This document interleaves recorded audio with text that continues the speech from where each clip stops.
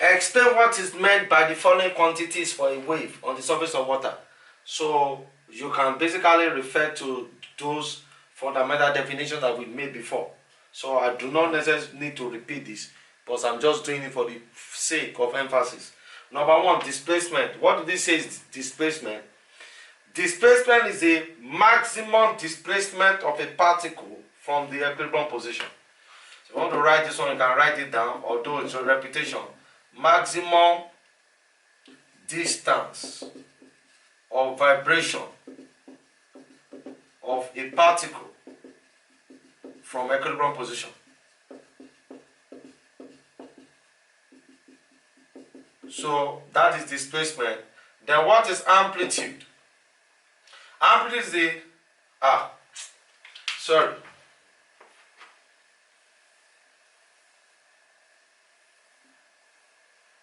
displacement is basically distance of vibration of a particle from equilibrium position. So as the particle vibrates, it produces a wave. The displacement, as we have said before, is the distance of vibration of the particle from the equilibrium position, while amplitude is the maximum displacement of a particle from equilibrium position.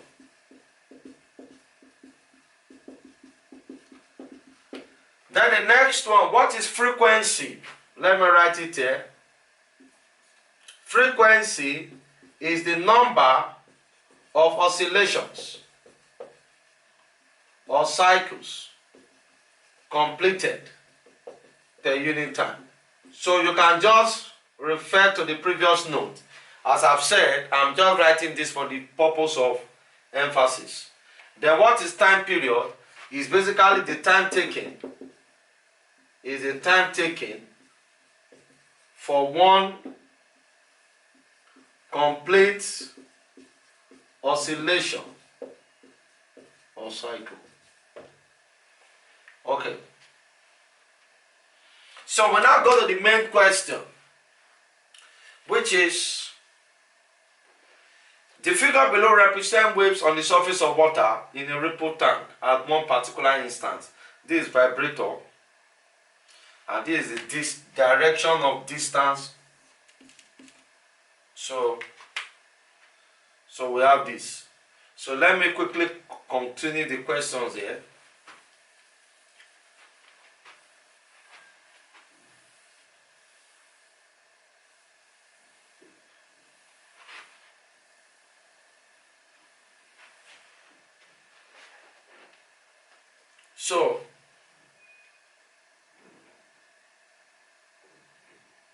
So let's really complete the question. So we have this, the figure below represents wave on the surface of water in a ripple tank. At one particular instance, you have the vibrator vibrating like this, and the direction, and this represents the direction of travel of waves. So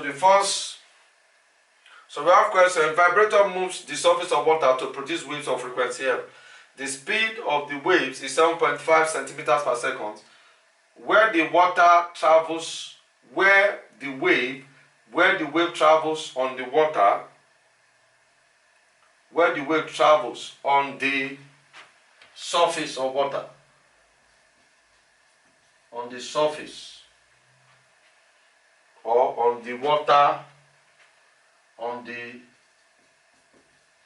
water surface, on the water surface.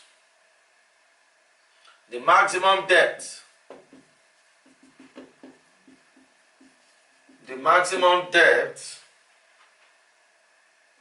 of the water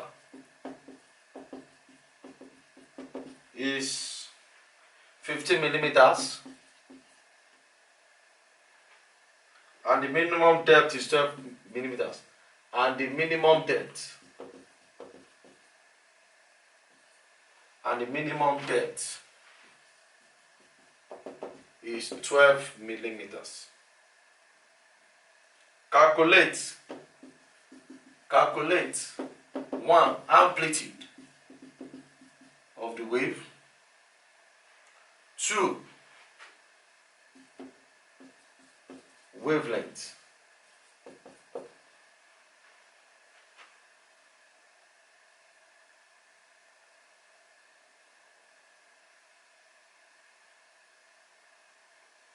Calculate, then the next one, which is 3, calculate the time period. Calculate time period of oscillation. Time period of oscillations. Time period of oscillation of the vibrator. Okay. Let's quickly deal with that question. The figure below represents waves on the surface of water in a ripple time. At one particular instance, a vibrator moves the surface of water to produce waves of frequency f. The speed of the wave is 7.5 centimeters per second, where the waves traveled on the water surface. The maximum depth of the water is 15 millimeters. The minimum depth is 12 millimeters. Calculate the amplitude. Amplitude is the maximum displacement from the equilibrium position. What is the equilibrium position? Equilibrium position is the halfway between the two peaks. So we know that the depth from here to here is 15 millimeters, depth from here to here is 12 millimeters. Therefore, we know that depth from here to here will be 3 millimeters. So from here to here will be 1.5 millimeters, while here to will be 1.5 millimeters. So the amplitude of the wave is simply 1.5 millimeters. So that is 1.5. Amplitude of the wave is equal to 1.5 millimeters. Then the next question 2 is the wavelength. Wavelength is the distance between two successive points in phase, or the length of a full cycle. So if you start from here to here, how many full cycles are we having there? This one wavelength. Distance between two successive troughs, 1 wavelength, 2 wavelength, 3 wavelength, 4 wavelength, 5 wavelength, 6 wavelength, 6.5 wavelength. So there, that simply means that here I have 6.5 wavelength is equal to this distance of 25 centimeters. So 6.5 wavelength is 25 centimeters. Wavelength will be 25 centimeters over 6.5. You use your calculator quickly for that without wasting time. So you can see what I did there. You put it there. So I can easily press my calculator now without wasting time. That will be 25 divided by 6.5. That will give you 3.85 approximately. So the wavelength is 3.85 centimeters. How did we do that? We start counting from here, peak to peak. Trough to trough is 1 wavelength, trough to trough another wavelength, trough to trough another wavelength. So you have 1 wavelength, 2 wavelength, 3 wavelength, 4 wavelength, 5 wavelength, 6 wavelength. 6.5 wavelength is equal to this length of 25 centimeters. So 1 wavelength will be 25 centimeters over 6.5. That will give you that. Then the last question there says, calculate the time period of the wave. Remember, we've shown before that wave speed is equal to wavelength over time period. Therefore, time period, let me divide the time period will be equal to what? Wavelength over wave speed if you cross multiply.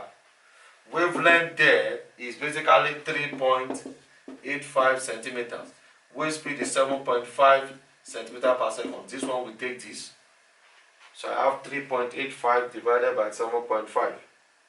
So I just have divided by 7.5. So that will just give you the time period to be equal to 0.51 seconds. Okay? So that is a good illustration